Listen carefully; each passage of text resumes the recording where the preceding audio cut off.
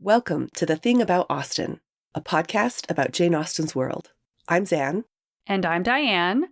And this episode, we're talking about Gowland Lotion.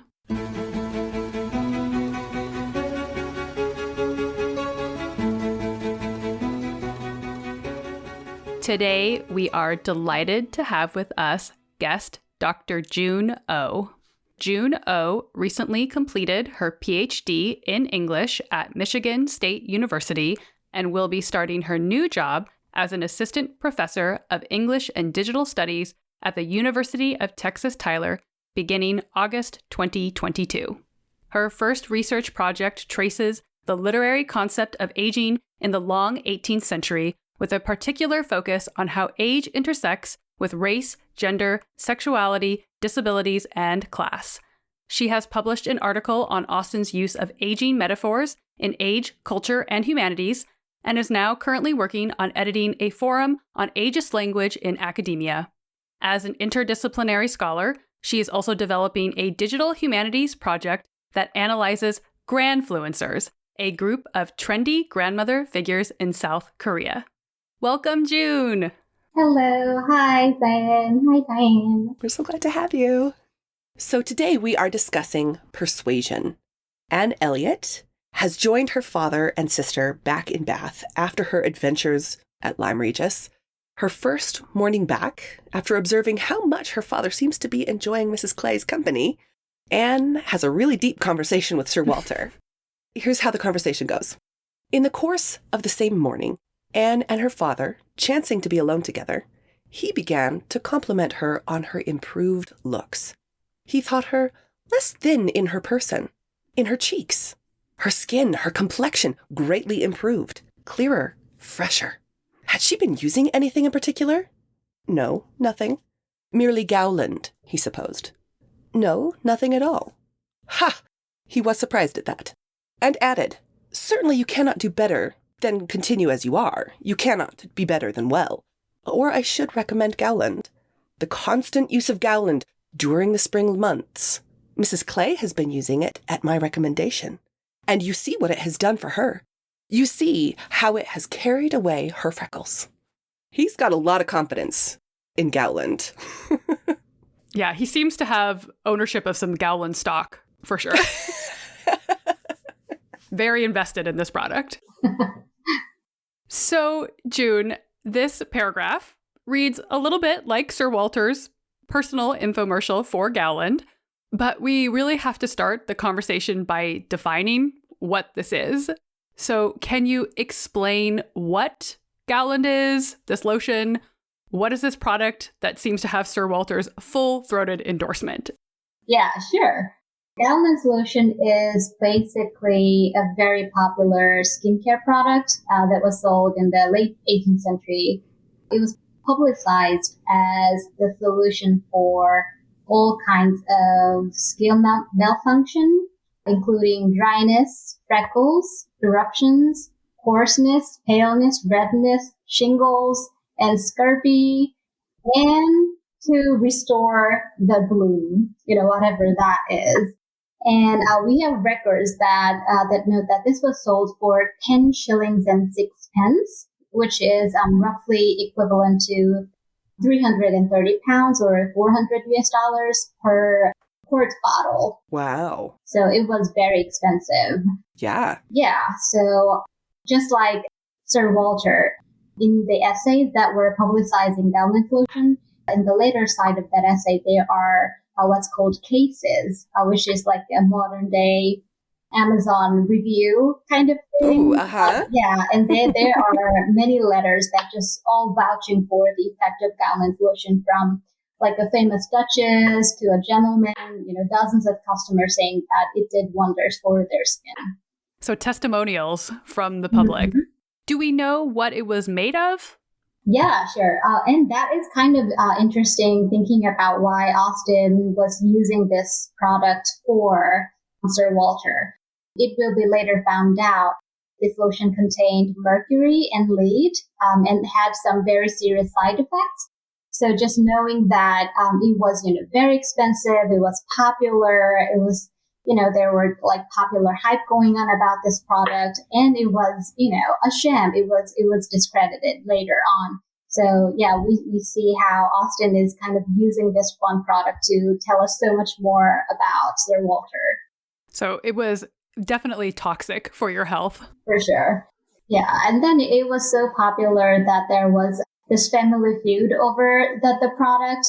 The inventor, John Gowland, after his death, so his friend took over the business, and then him and his son-in-law, whose name was Thomas Vincent, he later owned the business. But then Thomas Vincent's wife, named Maria Elizabeth, she created her own recipe, and she called it Mrs. Vincent's recipe, and then fought it with her ex-husband or husband about like whose recipe was the original, and who's had more effect, because it was such a popular product and because it was good money. So yeah, they were like publicly slandering each other's product and all of those. So it was a very popular and very much talked about product. So what's kind of the timeline for Gowland's? When is its kind of rise to popularity? When does it kind of stop being the go-to product for this? It's late 18th century when it got popular, but by the turn of the century, it was only popular for, I think, a decade or so.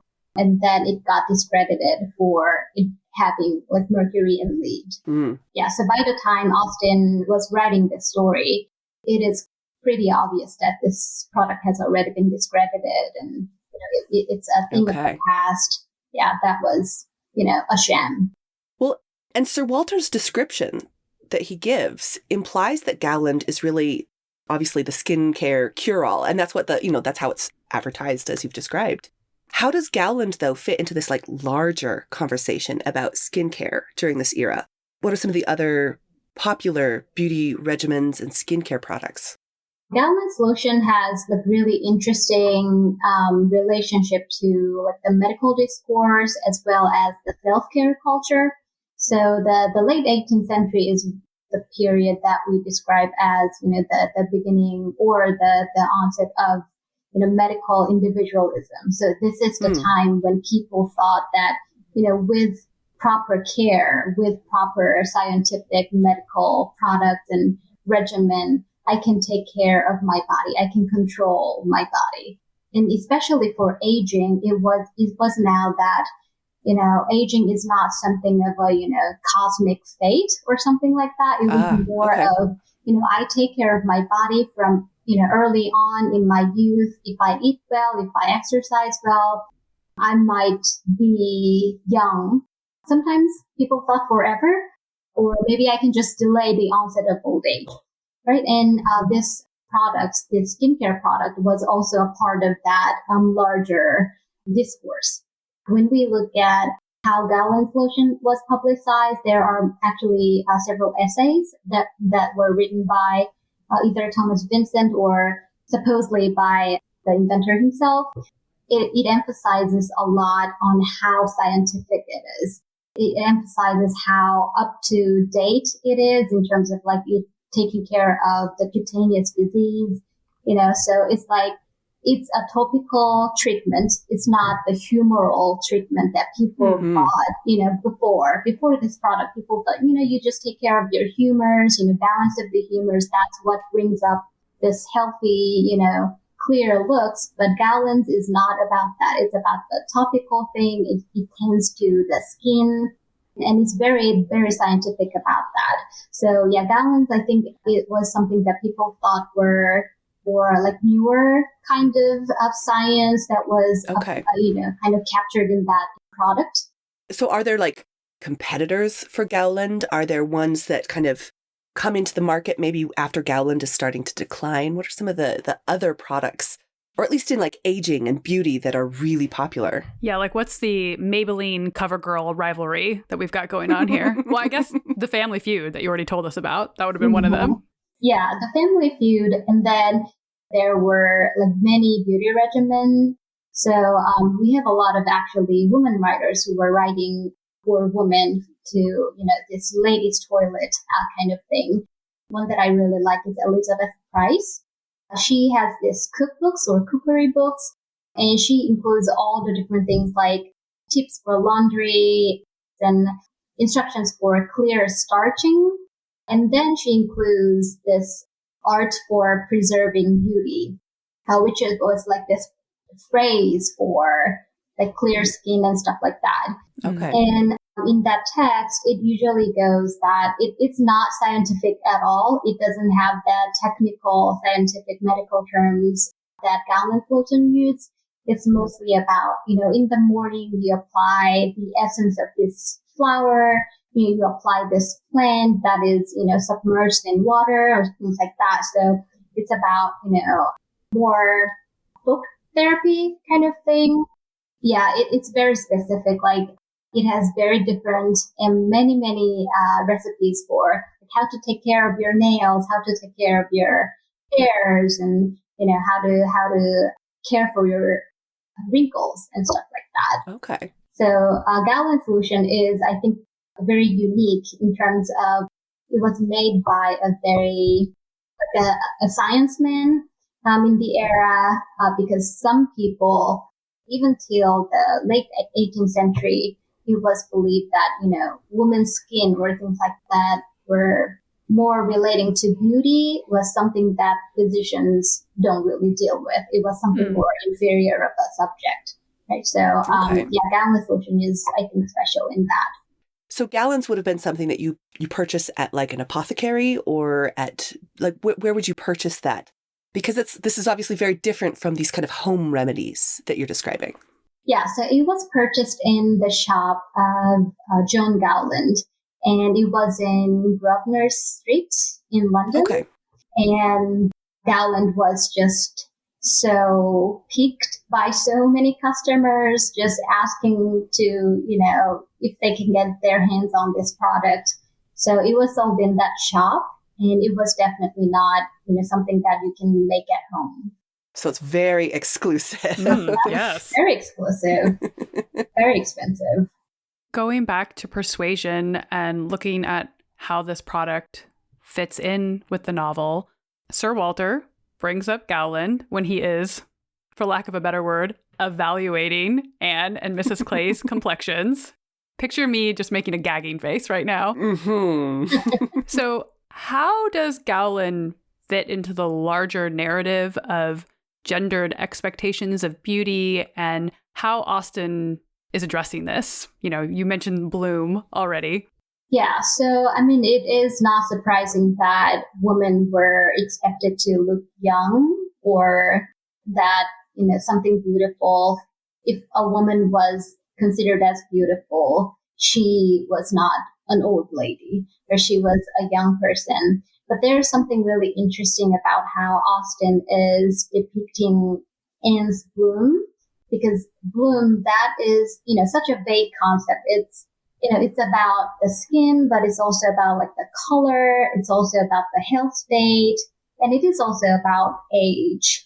So when I read Austen's description of bloom in Anne's face, it's more like it's got more, something more genuine than simply having a clear skin that something like some product like Gowland Lotion could produce. But what's also interesting is that Sir Walter is also maybe not using, but he's just so into this product. And I'm going to assume that he's also using this product as well. Sure. Because he is not only obsessive about being beautiful, but he is also so obsessive about not looking old. And that is something that the 18th century contemporaries were more particularly interested in. Taking care for your aging body was something that a gentleman was expected to do. Because if you have, signs of premature aging or, evident signs of aging that signaled a lack of discipline or social awareness, it was just showing other people how you have no principle as a man, because that old body was a sign that you had a very reckless life in your youth. So Sir Walter is also taking care to look very young, and he does look young, I would assume, but I don't think Austen is praising that at all, right? Right. Well, and it's as you've said, we know from the text that vanity is the beginning and end of Sir Walter's character, right? She tells us that very clearly. So the conversation about beauty products, of course, is very on brand for Sir Walter. He's very concerned about his complexions, but he's also monitoring the complexions of other people around him. And he specifically calls out Admiral Croft's complexion. What is this about Gowland, this Gowland reference? What is it telling us about Sir Walter's obsession with appearance, maybe in relation to class, as well as this kind of almost moral character that you're kind of describing? So what Austen tells us, like from the beginning, is that Sir Walter is so into appearance and heritage, right? So I think she calls it person and situation. So those two are the same for him. And I think Austen tells us that if there were hierarchy between the two, it's only like beauty comes second only to heritage. Right? So situation, class is so important. And I don't think Sir Walter can imagine a person who can be so beautiful, but of a lower class. It's always the, one, this essentialist belief that what's beautiful is of higher class, right? His aristocratic, mindset. So what's really interesting about his, kind of censure for other people's aged looks is that all of them have lower status. So when Sir Walter is, he's so upset about seeing this sailor who has a very, weather-beaten face, and he's just so vehement. He's angry. And like, why are you so angry? You can just say, oh, that's not pretty, but he's just very angry. And that's because, as Sir Walter tells us, it's because, how he has gotten from like no name. He was a person, not an aristocrat. And through his years in the Navy, he rose up to being a certain person. And that kind of class mobility that provokes anger in Sir Walter.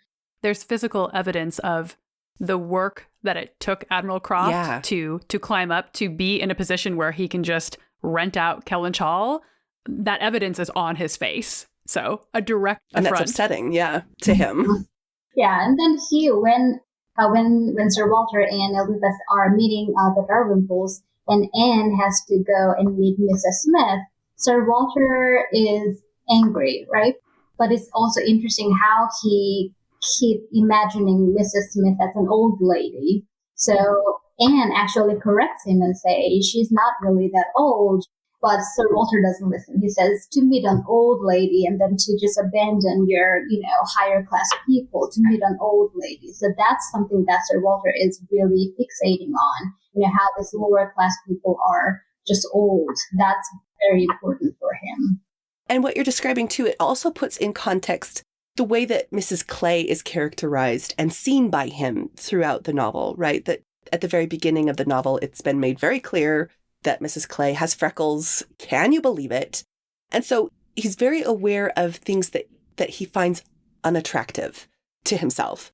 So it's almost immediately like, oh, she's never going to be a danger to Sir Walter because he doesn't find her attractive. And therefore it's not a class issue. Whereas obviously in the passage that we read at the top of the episode, where he's like, oh, it's taken away Mrs. Clay's freckles, to which Anne is like, nope, they are very much so still intact. But it's revealing about the character. It's revealing that he's maybe not seeing a class issue between them anymore.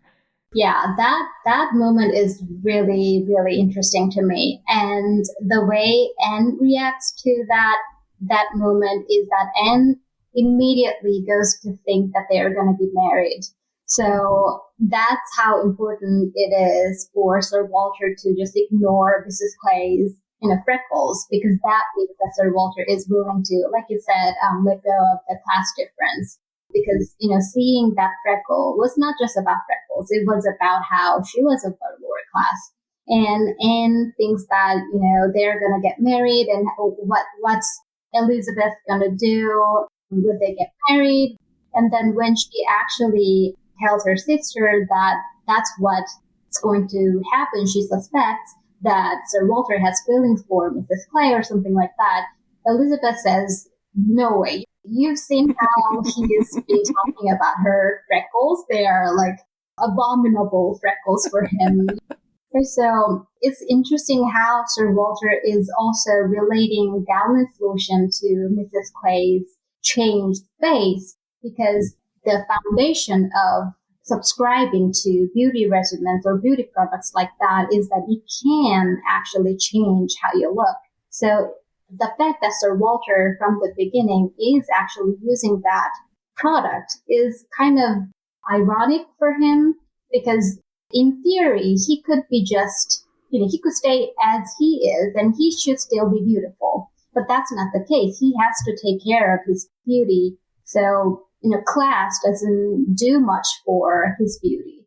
And he sees that around him all the time. So his youngest daughter, he, mentions how she has this aged looks, how she has this red nose, and how he would send her clothes like that. He wouldn't, because she would then go out and get even older. Yeah, Lady Russell's crow's feet, that bothers him so much. And, Right. that bothers him because it's not just about the wrinkles. It's, that aristocrats, that higher class people can start to look old. And that means all about, the class mobility and all.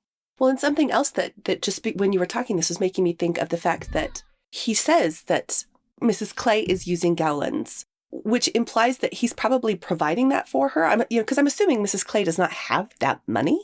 Well, Sir Walter doesn't have that money either, but that's never stopped him. This is also true.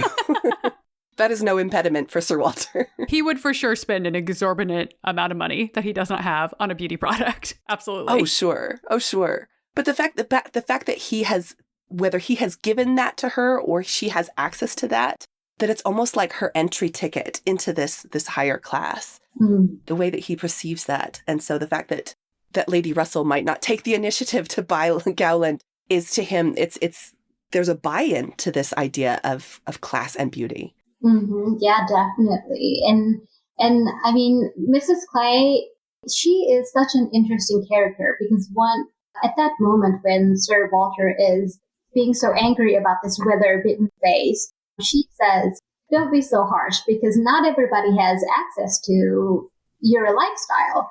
And she says, not everybody has the money, the time, the access.